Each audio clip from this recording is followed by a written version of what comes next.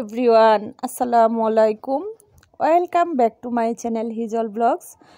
বরাবরের মতো আবারও চলে এসেছি নতুন আরেকটি ভিডিও নিয়ে। আশা করছি আপনারা সকলেই খুব ভালো আছেন, আর আমিও আলহামদুলিল্লাহ অনেক ভালো আছি।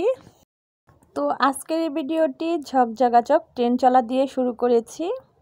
হ্যাঁ বন্ধুরা, হঠাৎ একটা জরুরি কাজে আমাকে আমার বাড়িতে আসতে হয়েছে। তো কাজটা শেষ করার পর একদিন পরে আবার আমি চলে যাব।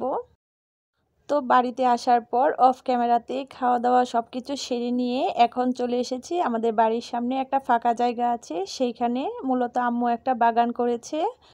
তো এখানে দেখতে পাচ্ছেন আমার ভাইয়ার মেয়েকে ওড়না দিয়ে এখানে দোলনা করে দেওয়া হয়েছে। ও কিন্তু দোলনায় উঠে খুব আরাম করে দোল খাচ্ছে।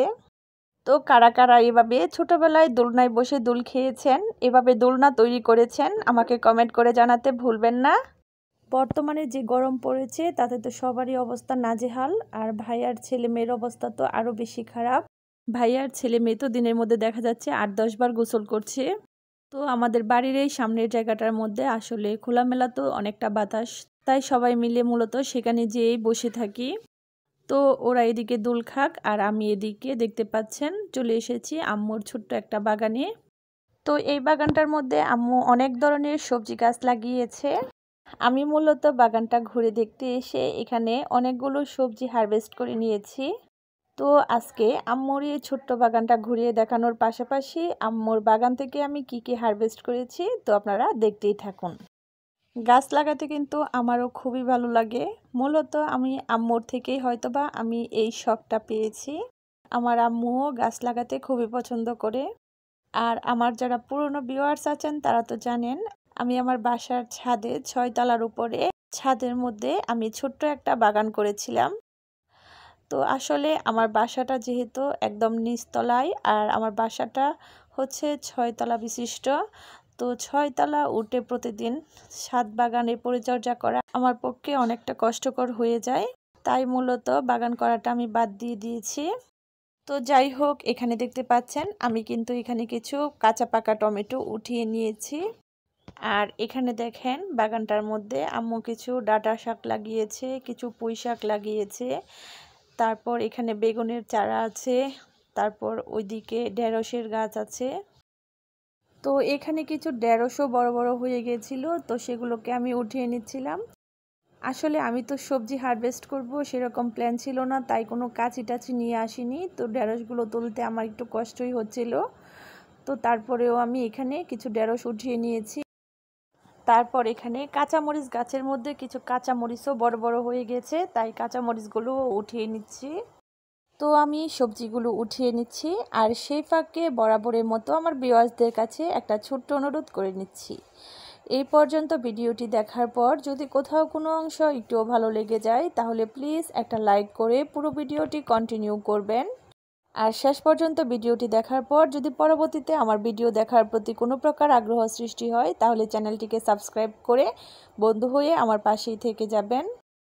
সাবস্ক্রাইব করলে পাশে থাকা বেল আইকনের অল অপশনটি ক্লিক করে দিবেন, তাহলে আমি যখনই ভিডিও ছাড়ব তখনই আপনার কাছে আমার ভিডিওটি পৌঁছে যাবে, আর আপনি সাথে সাথেই সেই ভিডিওটি দেখে নিতে পারবেন।